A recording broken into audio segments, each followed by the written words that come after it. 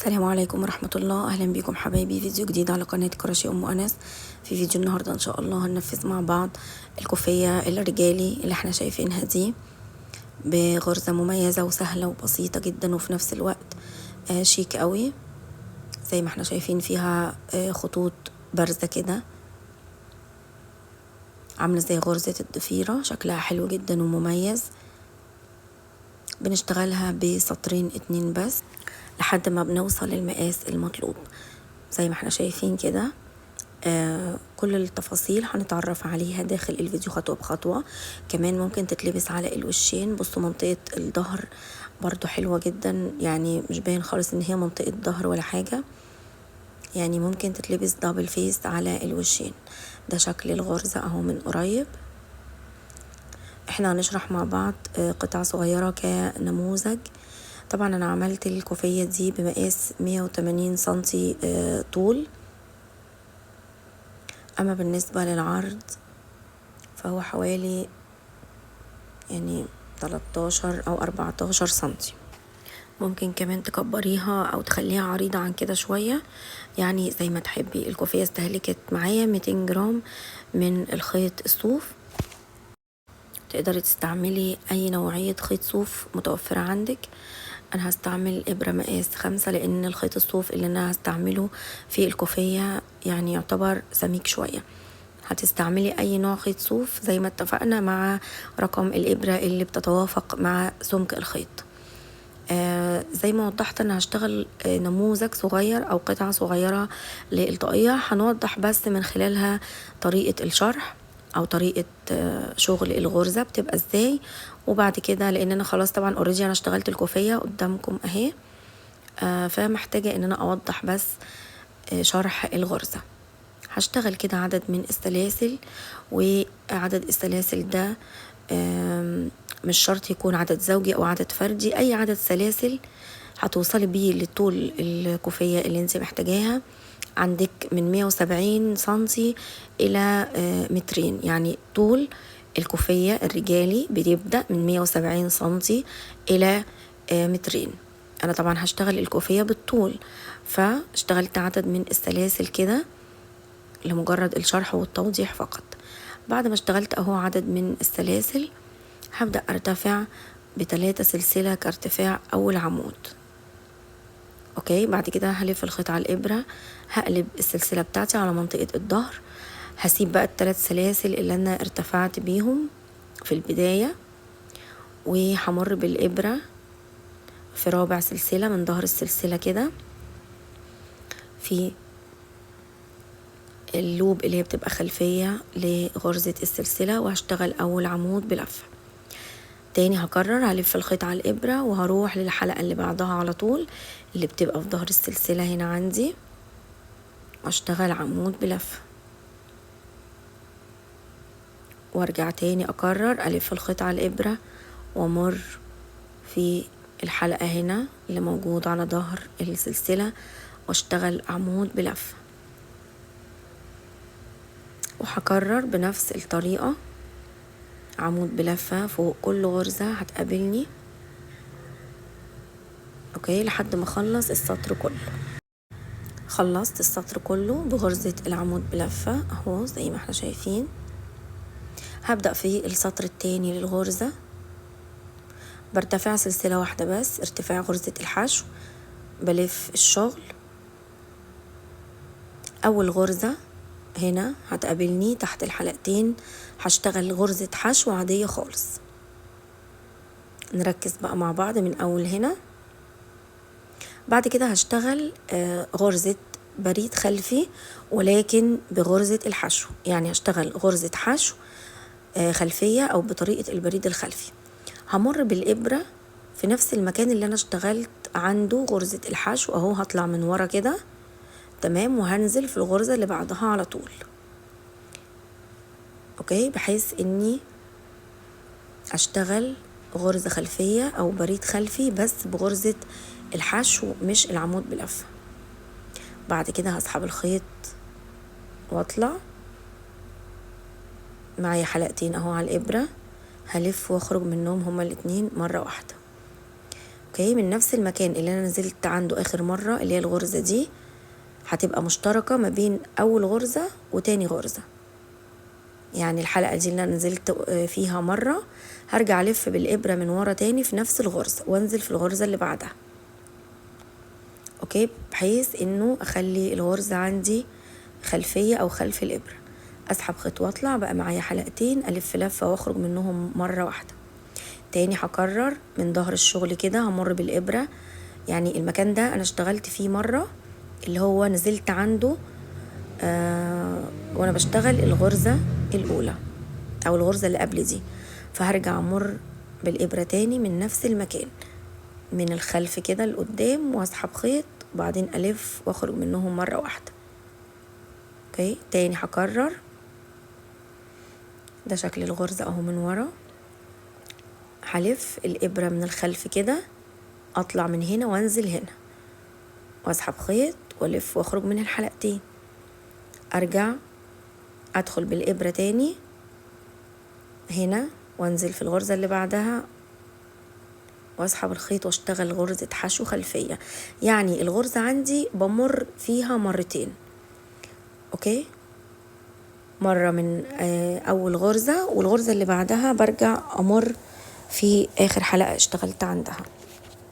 فبالنسبة لي اهو السطر ده هو اللي هيديني السطور البارزة او غرزة الضفيرة او غرزة السلسلة اللي بتبقى بارزة على وش الكوفية بالشكل اللي احنا شايفينه ده. هكمل باقي السطر بنفس الطريقة بغرز الحشو الخلفية. اوكي تمام حبايبي، كده خلصت السطر بالكامل. ناخد بالنا هنا بقى، هنشتغل اخر غرزة مع بعض. هنا دي اخر غرزة دخلت عندها بالابرة، همر فيها مرة كمان بس من الخلف كده، امر بالابرة وانزل في الغرزة اللي بعدها واشتغل غرزة حشو خلفية. اسحب الخيط كده، معايا حلقتين على الابرة، هلف واخرج منهم مرة واحدة. اوكي، باقي معايا اخر غرزة على السطر اللي هو كان الثلاث سلاسل اللي انا ارتفعت بيهم في بداية السطر خالص. اخد بالي عشان هشتغل فوقيهم غرزة حشو عادية، مش هشتغلها خلفية بقى ولا حاجة، هشتغلها غرزة حشو عادية جدا.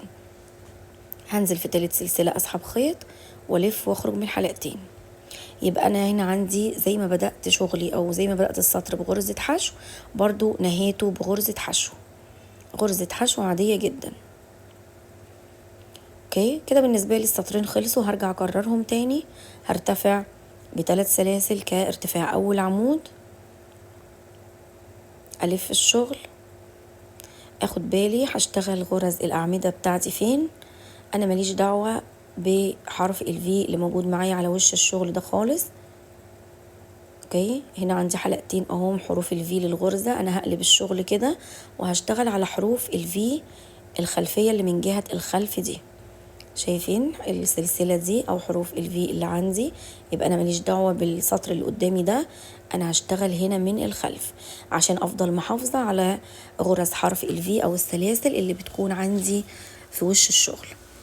فهميل الشغل كده شوية وهدخل تحت الحلقتين هنا واشتغل عمود بلفة تاني.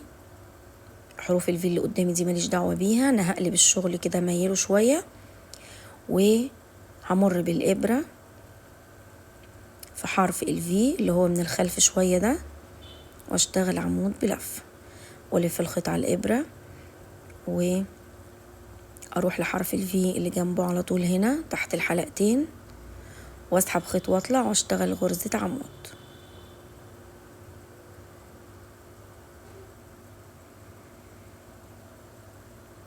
اوكي، هي دي هتبقى طريقة شغلي. اشتغل في حروف الفي اللي جهة الخلف الخلفية علشان تديني التقليمة بقى او التضليعة اللي احنا شايفينها مع بعض دي، اللي هي غرز زي عاملة زي غرز الضفيرة. فانا هوضح واكرر تاني، ماليش دعوة بالغرز اللي موجودة قدامي اهو على وش الشغل. خلصت السطر بالكامل بغرز العمود بلفة. اوكي، باقي معايا اخر غرزة هنا نشتغلها مع بعض، هشتغلها في الغرزة الخلفية برضو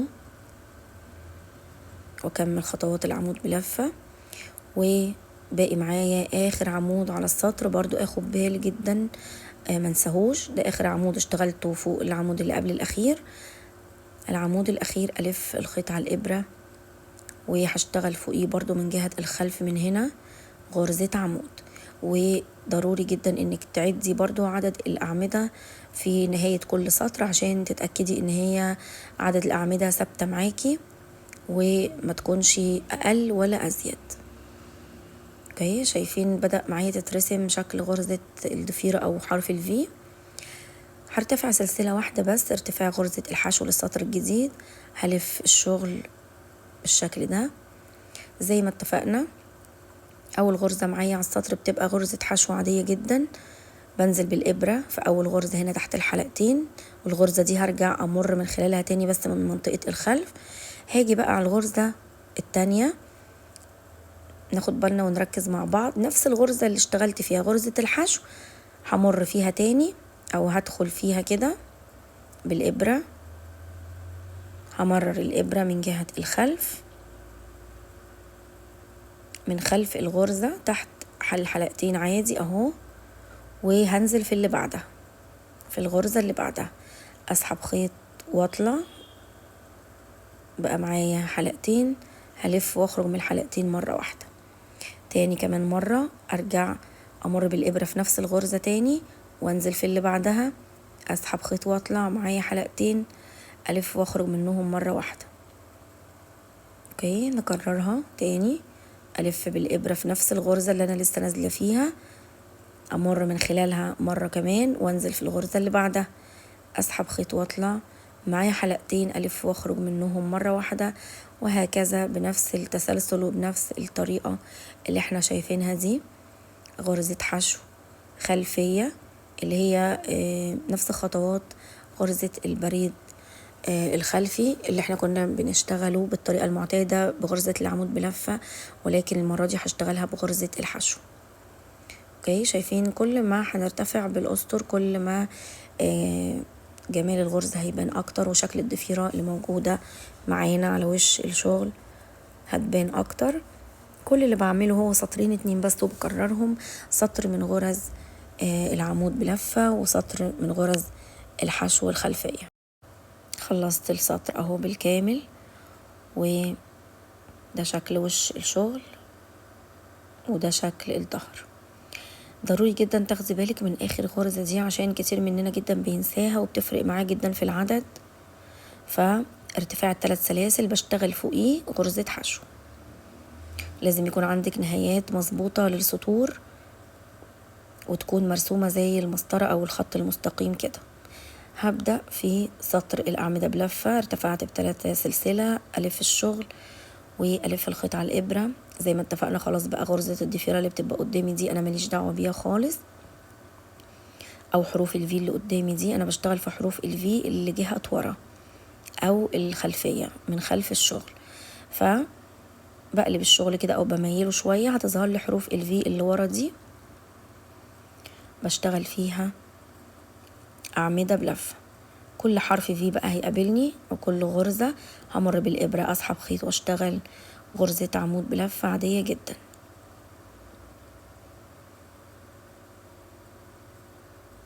حرف الفي اللي بعده اشتغل عمود بلفة، وحرف الفي اللي بعده اشتغل عمود بلفة. اوكي، بالشكل اللي احنا شايفينه ده. بصوا جمال الغرزة قد ايه جميلة جدا وشكلها حلو قوي وتضليعتها شكلها جميل جدا، وتنفع في الخيوط الرفيعة وتنفع في الخيوط السميكة. هتكملي شغلك بقى بنفس الطريقة، وناخد بالنا ان احنا شغالين بالطول مش شغالين بالعرض. اوكي، هتكرري بقى شغلك وتبدأي ترتفعي بالاسطر لحد ما توصلي للعرض اللي انتي عاوزاه. وعرض الكوفية للرجالي بيبدأ من 13 سنتي الى 17 او 18 سنتي. اوكي، وبكده خلاص نكون خلصنا شرح الكوفية الجميلة دي النهاردة، والفيديو خلص. أتمنى يكون الفيديو بسيط وسهل وخفيف عليكم وتنفذوا الكوفية دي بأي لون طبعا رجالي انتم حابينه. بشكركم جدا في نهاية الفيديو لحسن متابعتكم، واستنوني ان شاء الله في فيديوهاتي القادمة. بشكركم جدا، والسلام عليكم ورحمة الله.